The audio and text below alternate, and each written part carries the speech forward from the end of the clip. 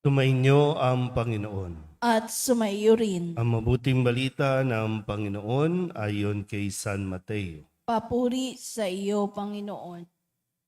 Noong panahong iyon, tinipon ni Jesus ang 12 alagad at binigyan ng kapangyarihang magpalayas ng masasamang espiritu at magpagaling ng mga may karamdaman.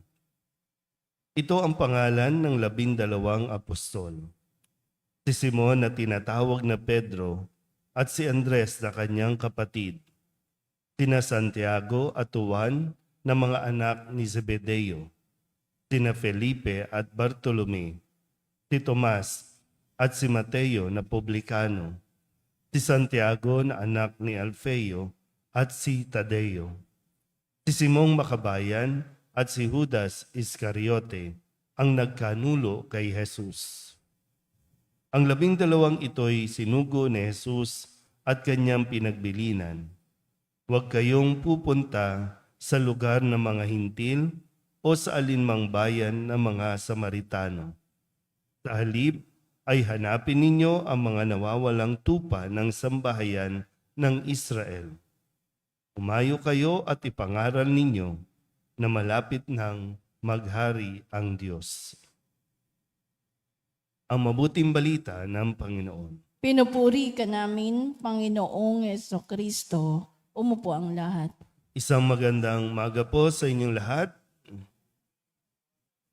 Ngayon po ay Miyerkules ng ika-14 na linggo sa karaniwang panahon at narinig natin muli ang pagpapakilala sa 12 alagad na tinawag na apostol upang isugo at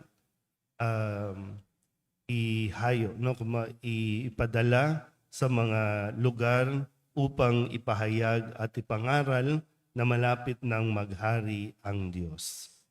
Kung susuriin natin na mabuti, ang mga alagad na nabanggit dito ay hindi ganon kamata ng lipunan. Sa standard ng lipunan, hindi sila yung mga matatalino.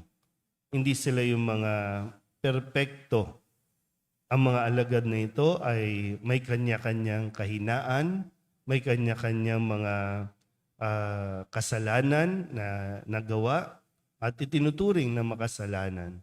Pero sila ngayon ay ipinapakilala mismo ni Jesus. Ang gawain na ito, ang misyon na magpahayag ng mabuting balita ay gawain ng Diyos. Hindi sa kung anumang galing mayroon ang mga alagad, kundi dahil sila po ay pinagagaling ng Panginoon. Kaya nga sa kabila ng kanilang mga kahinaan, mga pagkukulang, ang unang ginawa ni Jesus ay sila ay binigyan ng kapangyarihang magpalayas ng masasamang espiritu at magpagaling ng mga may karamdaman.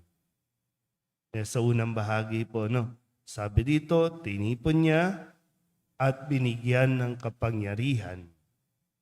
Ito yung lakas ay nanggagaling sa Diyos.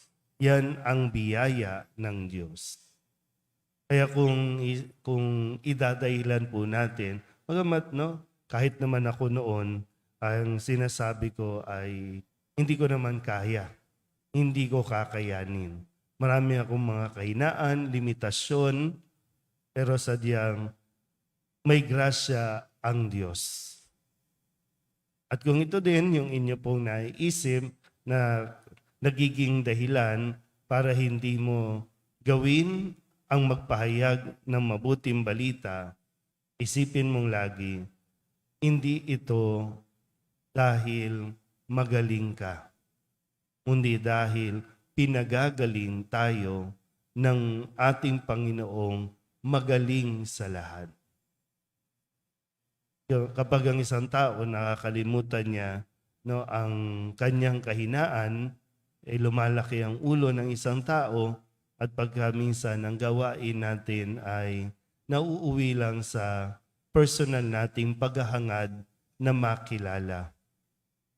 Tanging layunin natin ay ipakilala ang Diyos. At mas na ipapakilala ang Diyos kapag ina-acknowledge din natin na ito lang ang aking kakayanan. Ito ang aking limitasyon, pero hindi ito magiging hadlang sa lakas at biyaya ng Diyos para tayo magpatuloy. Nawa po habang tayo pinapahayag ni Propeta Osias, nawa ay huwag nating kalimutan na habang tayo ay umuunlad, hindi dahil sa sarili nating lakas, kundi dahil sa Diyos. At habang tayo ay umuunlad, sikapin natin na mas mapalapit tayo sa Diyos, hindi mapalayo sa Diyos at gumawa ng ibang sasambahin o ibang mga Diyos-Diyosan. Amen?